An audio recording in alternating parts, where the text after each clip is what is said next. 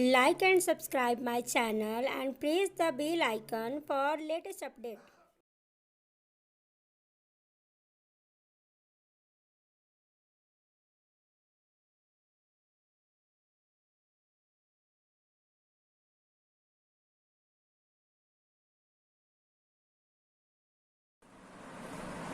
Good morning students.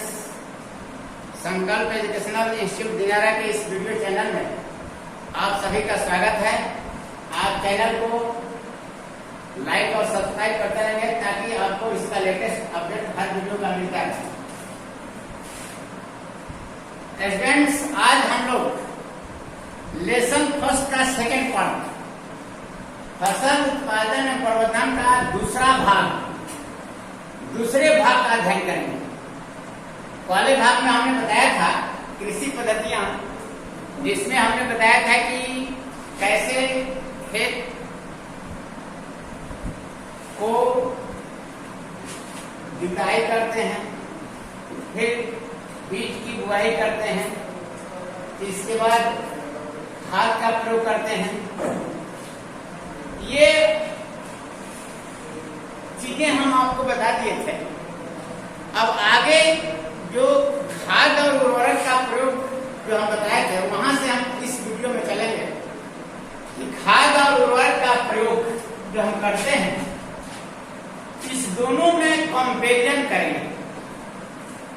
पोषक तत्वों के आपूर्ति के लिए हम खाद उर्वरक का प्रयोग करते हैं। यहाँ कंपेरिजन करेंगे कि रसायन जो है ये उर्वरक है और ये कार्बनिक खाद है, इस दोनों में क्या डिफरेंस है।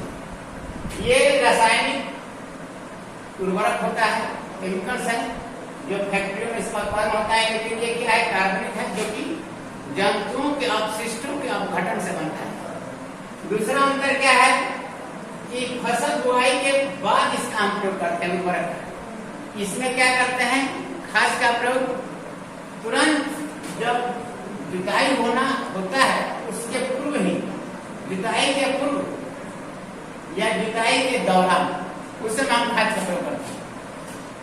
तीसरा इसका अंदर डिफरेंसेस है एनपीके, प्रचुर मात्रा में नाइट्रोजन, फास्फोरस और पोटेशियम इस खाद में अधिक मात्रा में उर्वरक का मिलता है। उर्वरक में इसका मात्रा ज्यादा होता है, लेकिन इसमें इसकी मात्रा कम है खाद में।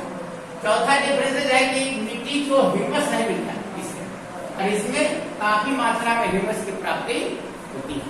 और लास्ट इसका डिफरेंसेस है, इसका भंडारण और परिवहन बहुत आसान है, और खाद का भंडारण ले जाना, ले आना, परिवहन करना, रखना, ये सब काफी इसमें कठिनाई है। तो ये अंतर अधिकतर पूछता है कि what is difference between manure and fertilizers, यानी उर्वरक और खाद में क्या अंतर है।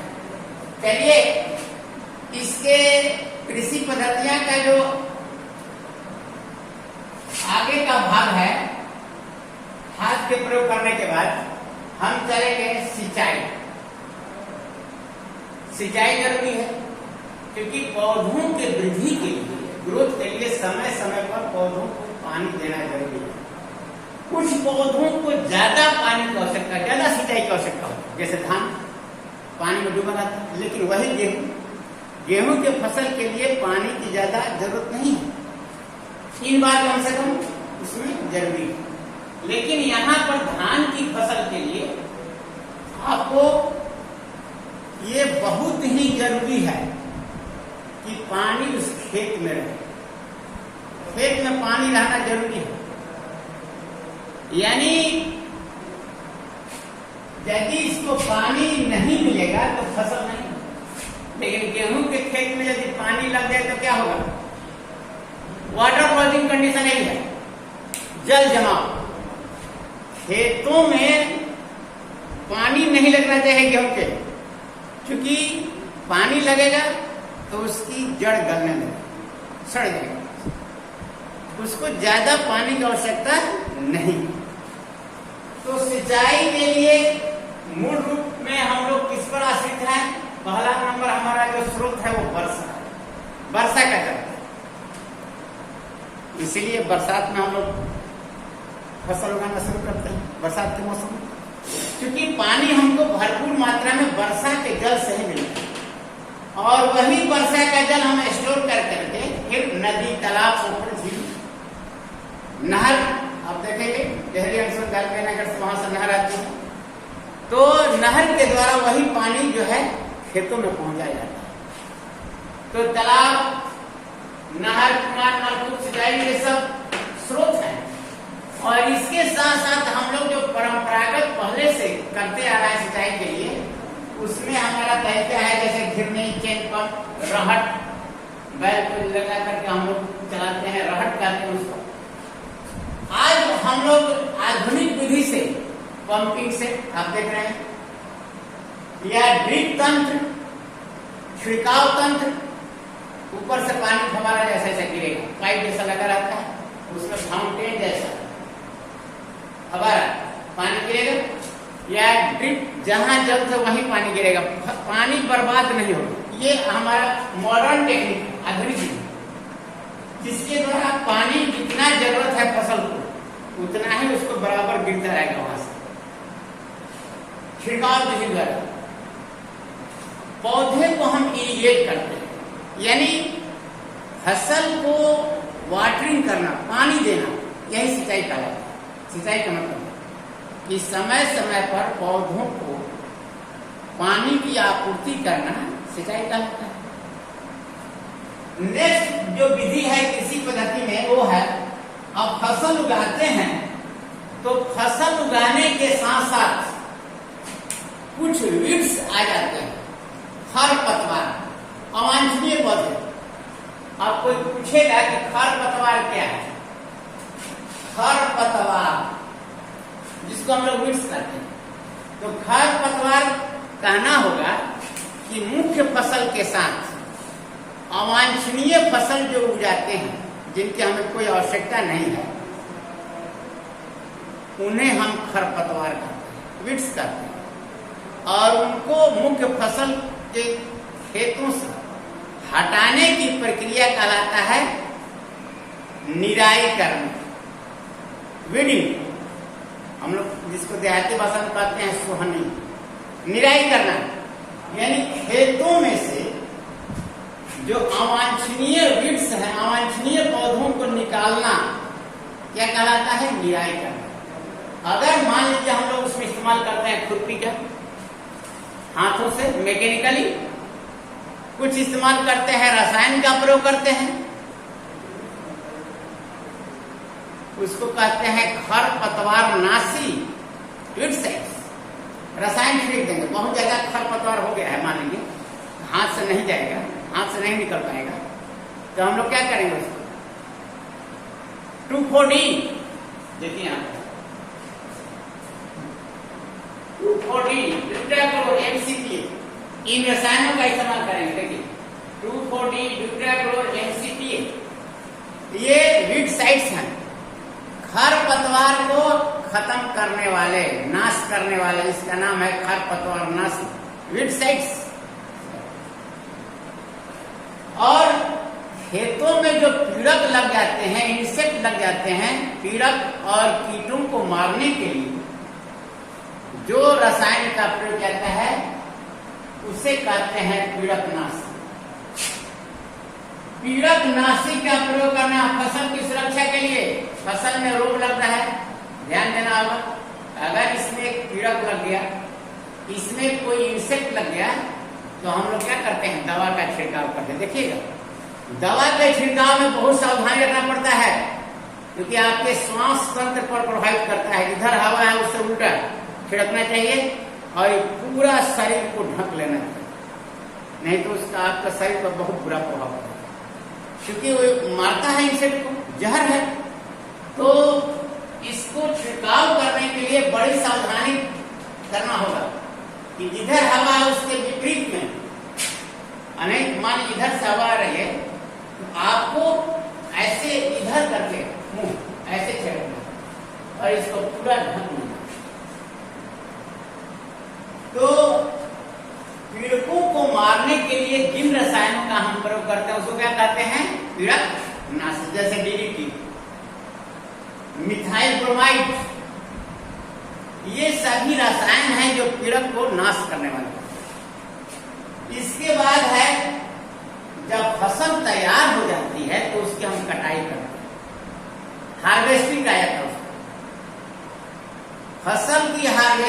करने में हम लोग मैनुअली करते हैं, जैसे हंसिया से काटते हैं हाथ से, या आजकल बहुत ही आधुनिक मशीन आ गया है ट्रैक्टर से, जिसमें कटनी के लिए आ गया है हार्वेस्टर। फसल को काटने के लिए, हार्वेस्ट करने के लिए हार्वेस्टर का प्रयोग किया। हार्वेस्टर क्या करता है, सीधे गया खेत में और फसल को, हार्वेस्ट से फसल कटाई करते हैं। अब गेहूं है, उसका थ्रेसिंग करते हैं, उसके मशीन में थ्रेसर है, पूरा बोझे का बोझा डाल देते हैं उसमें एक कंबाइन होता है जो सारा अलग कर देता है।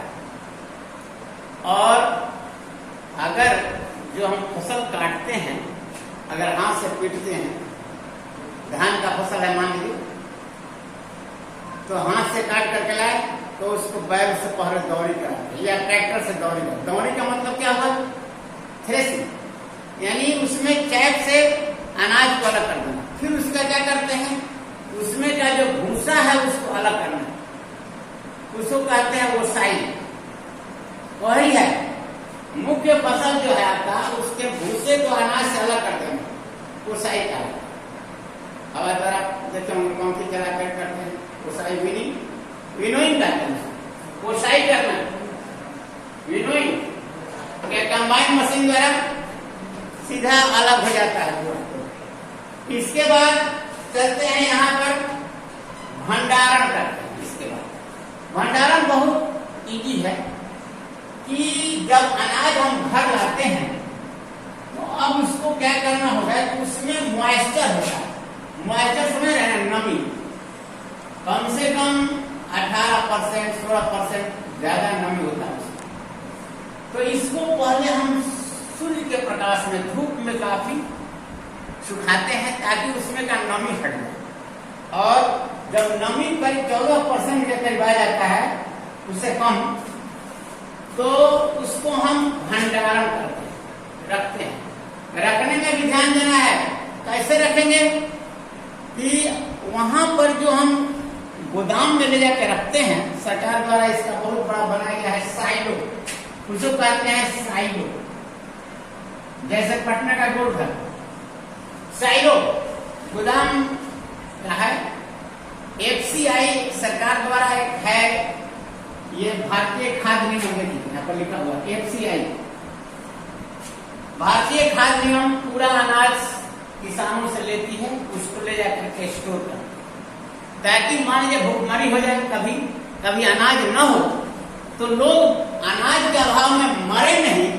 इसलिए सरकार इस अनाज को क्या करती है, स्टोर करती है अपने पास।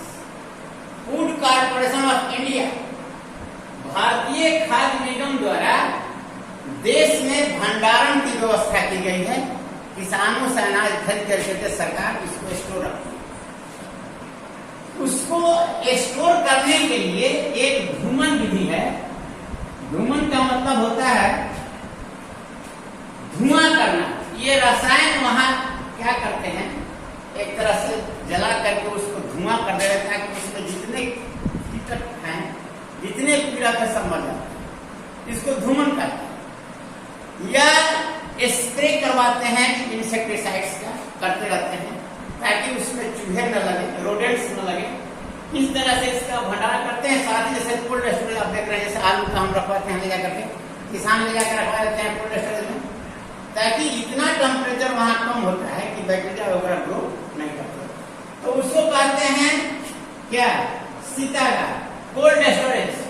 वहां पर कम टेम्परेचर में बैक्टीरिया या सूक्ष्म जीव ग्रो नहीं करेगा, जिससे आपका अनाज सुरक्षित रहेगा, खराब नहीं। इस तरह से ये सारी विधियां हैं जो कृषि पद्धति में आती है, जितना हम इस्तेमाल करते हैं, इससे हमारा फसल का उत्पादन होता है और प्रबंधन होता है। अब आइए यहाँ पर इसका एक छोटा सा पार्ट आपको इसमें पढ़ना है, पशुपालन। पशुपालन विज्ञान की वह शाखा है जिसमें पशुओं का, पालतू पशुओं का भोजन, आवास, स्वास्थ्य एवं प्रजनन का अध्ययन किया जाता है। ये पशुपालन एक एनिमल हस्बेंड्री की एक साइंस है, जिसमें हम पशुओं, जितने पालतू पशु हैं उनके भोजन, आवास, स्वास्थ्य, प्रजनन आदि का अध्ययन करते हैं। पशुओं को उचित भोजन देना, आवास उनका उचित होना चाहिए, देखभाल पशु का। अब ये पशु पालन हम क्यों करते हैं, आज बहुत ही इसका इम्पोर्टेंस है। जैसे मधुमक्खी पालन, मधु मिलता है, सिल्क पालन, सिल्क मिलता है, या कुक्कुट पालन है, मत्स्य पालन है। ये कुक्कुट पालन में हमको उसका मांस भी मिलता है और अंडा भी मिलता है, दोनों मिलता है। मछली, मत्स्य पालन, इस पर विशेष रूप से ध्यान है सरकार का, इसके लिए सरकार पैसा भी दे रही है और काफी योजना चला रहा है। ये सरकार की तरफ से योजना ये आ रही है ताकि लोगों को सुविधा मिले। मत्स्य पालन, मछली पालन, ये सारी योजनाएं सरकार के द्वारा जो इसके लाभुक हैं उनको सरकार पैसा मुहैया करा रही है ताकि ये लोग पशुपालन करके अपनी आजीविका चलाएं और ये अपना गुजर बसर कर सकें। ये हमारे लिए बहुत इम्पोर्टेंट है। एनिमल, जीव जंतुओं का हम देखभाल कर करके उसको पालन पोषण करें ताकि अब हम मान लीजिए दूध मिलता है, गाय भैंस पालते हैं तो उससे दूध मिलता है, उससे पशु जो श्रमिक होते हैं वो भी तैयार होते हैं, दोनों उससे लाभ है। बकरी पालन, ये सारे पशुओं का पालन जो किया जाता है उनमें दुधारू जो पशु होते हैं उसको क्या कहते हैं, मीट एनिमल, दूध देने वाले। और कुछ जंतु होते हैं जिनसे मांस मिलता है, कुछ जंतु होते हैं जिनसे अंडा और मांस दोनों मिलता है, कुछ जंतु होते हैं जिनसे मध प्राप्त होता है, सिल्क प्राप्त होता है। ये सारे जंतु का पालन बहुत ही आवश्यक होता है हम लोगों के लिए ताकि इससे हमारे बहुत ही पोषक तत्वों की आपूर्ति भी होती है और किसानों के लिए ये एक बहुत बड़ा धंधा है, उनके अर्निंग का एक साधन है ताकि इसके द्वारा वे अपने कमाई कर सकें। तो इस तरह से आज इस विज्ञान का सबसे पहला लेसन फसल उत्पादन एवं प्रबंधन समाप्त हुआ। इसके बाद हम लोग step by step first lesson के बाद सेकेंड लेसन पढ़ाएंगे दूसरे वीडियो में। इस तरह से आप इसमें यदि आपको कहीं दिक्कत महसूस होती है, कहीं समझने में कठिनाई होती है तो आप कमेंट करेंगे। I shall try to avoid all your difficulties as far as possible. That's all. Thanks.